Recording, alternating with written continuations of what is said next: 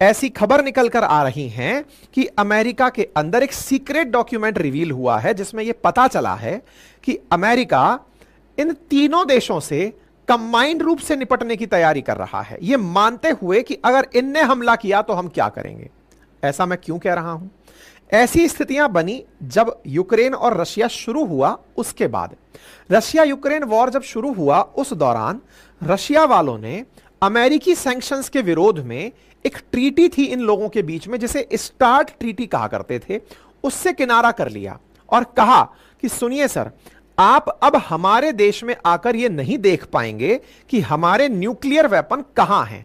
असल में इन दोनों देशों ने एक दूसरे को इज्जत बख्शते हुए 1991 में एक ट्रीटी कर ली थी कि देखो दुनिया में टेंशन ना रहे, इसलिए आप हमारे बम देख लो, हम आपके देख लेंगे, आप हमारी साइट विजिट कर लो, हम आपकी विजिट कर लेंगे, दोनों निश्चिंत रहेंगे, जब चाहेंगे निरीक्षण कर लेंगे। साफ साफ इन्होंने उस ट्रीटी से किनारा कर लिया।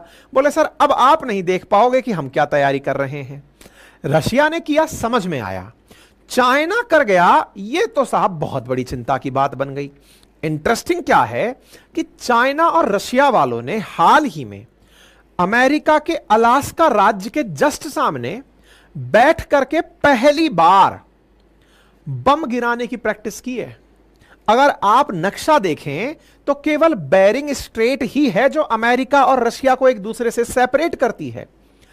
चाइना और रशिया वालों ने पहली बार मिलकर इस किनारे पर बैठकर कि अमेरिका पर कैसे बम गिराएंगे इसका एयर अभ्यास किया है। इसी जुलाई में बाकायदा कॉम्बैट ओरिएंटेशन हुआ है कि कैसे हम बम गिराएंगे। बॉम्बर्स उड़ाए गए कि कल को अगर बम गिराना पड़े तो कैसे बम गिराएंगे, इसकी प्रैक्टिस हुई है पहली बार इसी साल। अमेरिका का डर हल्का नहीं है, जॉइंट मिलिट्री एक्सरसाइज हुई है। नॉर्थ कोरिया के लीडर अपने देश में बैठकर बकायदा सिमुलेशन चलाकर कि जैसे वीडियो गेम खेलते हैं ना आप, रियल कार की जगह वीडियो गेम, ये कि अगर बम यहां गिरा तो क्या क्या होगा, कैसे गिरेगा, उसकी प्रैक्टिस कर रहे हैं। यानी बम की प्रैक्टिस प्रॉपर चल रही है। और इनकी प्रैक्टिस को देखने तो खुद पुतिन पहुंचे थे, जग जाहिर है, लेकर गाड़ी में घूमे थे, जग जाहिर है। और एक चिंता अमेरिका की इन दिनों बड़ी, वो ये है कि दुनिया में इस समय न्यूक्लियर हथियारों के निर्माण पर खर्चा 13% से अधिक बढ़ चुका है। अमेरिका खुद इस पर स्पेंडिंग बढ़ा रहा है, लेकिन सेकंड हाईएस्ट स्पेंडर चाइना बनकर निकला है। इसी के चलते बाइडेन का एक secret nuclear strategy Joe Biden ने अप्रूव किया हुआ था चाइनीज थ्रेट को ध्यान में रखते हुए, वो लीक हो गया है। न्यूयॉर्क टाइम्स में छपी खबर के अनुसार बाइडेन ने प्रॉपर तरीके से एक प्लान बनाया है और वो फरवरी में ही अप्रूव कर चुका था कि देखो चाइना असली थ्रेट है हम लोगों की। इस पर चाइना वाले हालांकि भड़क गए। चाइना वालों ने उल्टा अमेरिका से कहा कि सुनो, आप लोग हमारे को आधार बनाकर खुद अपने न्यूक्लियर वेपन ज्यादा बनाने का कारण मत खोजो, हमें आप आधार बनाकर कि चाइना बना रहा है, हमें रेफरेंस दिखाकर खुद न्यूक्लियर वेपन्स की दौड़ में आगे बढ़ना चाहते हो, यह आपका केवल वॉल्फ क्राई है, आप इसको करते रहिए। हमारी धमकी को आप अगर मानकर यह काम कर रहे हैं तो यह आपका डर है। डर असल में हम तीनों से मिलकर होना चाहिए। और वो तीन कौन है? चीन, रूस और उत्तर कोरिया। इसी को ध्यान में रखते हुए अमेरिका ने न्यूक्लियर एम्प्लॉयमेंट गाइडेंस जारी की है कि अगर हमारे ऊपर हमला हुआ तो हम क्या करेंगे। और पता चलता है कि इसी साल 20 अगस्त 2024 को ही अमेरिका के द्वारा इसे अप्रूव भी कर दिया गया, क्योंकि अमेरिका मानता है कि उसे चाइना से बहुत बड़ा थ्रेट है। और इसके पीछे का तथ्य क्या है कि चाइना ने अपने 2030 तक न्यूक्लियर वेपन्स की संख्या को बढ़ाकर 1000 करने का लक्ष्य रखा है। मैं आपको जानकारी दूं कि वर्तमान में दुनिया में अगर न्यूक्लियर वेपन्स की संख्या की बात की जाए तो रशिया दुनिया में सबसे अधिक न्यूक्लियर हथियार रखता है, लगभग 5500। उसके बाद नंबर 2 पर अमेरिका आता है 5000 के साथ। उसके बाद नंबर तीसरे पर चाइना आता है 500 के साथ, और जो अपनी संख्या को 2030 तक बढ़ाकर 1000 करने वाला है। इन नंबर्स को अगर ध्यान से देखें तो इनमें सॉरी 500 के बाद में फिर यूके, सॉरी फ्रांस, फिर यूके, उसके बाद भारत, फिर पाकिस्तान, फिर इजराइल और नॉर्थ कोरिया का नंबर आता है जिनके पास न्यूक्लियर वेपन है। अमेरिका की बात अगर माने तो अमेरिका को चीन से खौफ होने का सबसे बड़ा कारण यह है कि चीन अपने न्यूक्लियर वेपन्स को बहुत तेजी से बढ़ा रहा है। 2030 तक वो अपने हथियारों में न्यूक्लियर वेपन्स की संख्या को बढ़ाकर 1000 कर लेगा, ऐसी रिपोर्ट्स मार्केट में तैर रही हैं।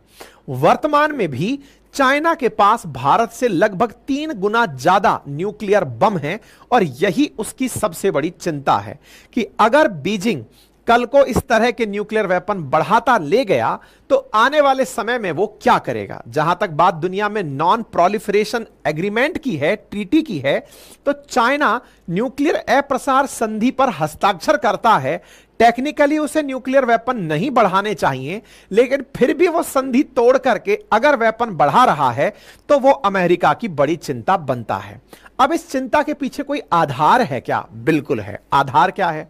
असल मायने में चाइना ने हाल ही में जो रशिया के साथ ड्रिल की, यह तो तात्कालिक कारण दिख रहा है अमेरिकियों के डरने का।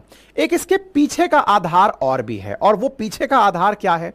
जब अमेरिका ने ताइवान के साथ हाथ मिलाना शुरू किया, तब अमेरिका के ताइवान के साथ हाथ मिलाने पर चाइना वालों ने इस साल अपनी तरफ से अनाउंस कर दिया कि अब वो अमेरिका को अपने न्यूक्लियर वेपन्स की जानकारी नहीं देगा। मतलब यूं समझिए कि आज से पहले तक क्या होता था, यानी कि जुलाई 2024 से पहले तक क्या होता था, रशिया जैसे स्टार्ट ट्रीटी के माध्यम से अमेरिका को इनपुट देता था कि सर मेरे न्यूक्लियर वेपन यहां रखे हैं, आप चाहो जब देख जाना। चाइना वाले भी अपनी जानकारी अमेरिका के साथ साझा करते थे, लेकिन इस साल चाइना वालों ने भी अमेरिका से किनारा कर लिया कि सर जानकारी नहीं देंगे आपको। और दूसरी तरफ बम कैसे डाले जाएं इसकी प्रैक्टिस करने के लिए रशिया के साथ पहली बार चला गया।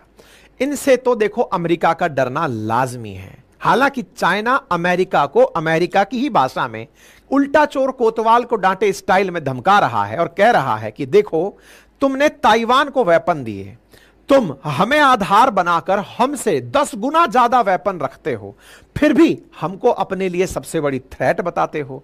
बोले ये आपकी केवल और केवल खुद की बनाई हुई एक ऐसी स्ट्रेटजी है जिससे दुनिया का डर दिखाकर कि मुझे उसका डर है, जिसके पास सबसे अधिक हथियार हैं वो अपने हथियार बनाए जाना रखना इसलिए जारी रखता है क्योंकि उसे असल मायने में कोई बराबर का दुश्मन नहीं मिल रहा है।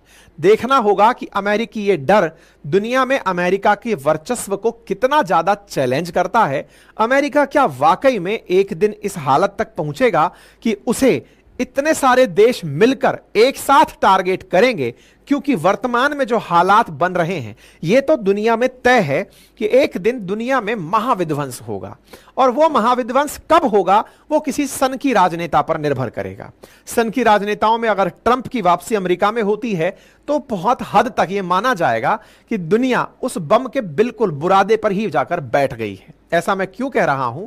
क्योंकि दुनिया में जो स्थितियां वर्तमान में बन रही हैं, सत्ताएं उन देशों के पास जो पावरफुल हैं उनके पास रिटेन रह रही हैं, उनके वेपन्स लगातार बढ़ रहे हैं। यूनाइटेड नेशंस जिसका इस्तेमाल परमाणु निशस्त्रीकरण के लिए होना था, वेपन्स ना बनाए दुनिया, हथियारों की होड़ करे दुनिया, होड़ ना करे दुनिया, युद्ध आपस में ना करे, उन सब चीजों के बावजूद भी सब युद्ध होते चले जा रहे हैं, परमाणु हथियार बढ़ते जा रहे हैं। किसी ना किसी दिन किसी की तो सरकेगी, और जिस दिन सरकेगी उस दिन सब स्वाहा हो जाएगा, क्योंकि ये परमाणु हथियार अपनी आवश्यकताओं से कई गुना अधिक बनाए जा चुके हैं। जब 1-2 परमाणु बम गिराकर जापान आधे से ज्यादा को तहस नहस किया जा सकता है, तो 5000 बम बनाकर रखने की अमेरिका की आवश्यकता क्या है? मतलब एक बम गिराया उसके ऊपर दूसरा गिराया। रशिया को आवश्यकता क्या है इतने बम बनाने की कि जिसकी वजह से अगर कोई देश खुद ही खुद के बमों के साथ फूट गया तो हालात क्या होंगे, विचार करके देखिए। तो दुनिया अपने आप को ऑलरेडी बम के मुहाने पर लेकर बैठी है, बारूद के ढेर पर बैठी है। अब यहां पर कौन तीली जलाएगा, तैयारी इसकी है।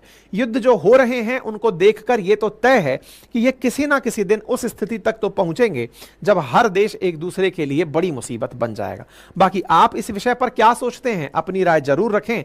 अमेरिका का डर सबके सामने है, लेकिन अमेरिका वाले दुनिया के सामने खुद का डर ना दिखाकर अपने आप को वर्चस्व के साथ बढ़ता हुआ दिखाना चाहते हैं।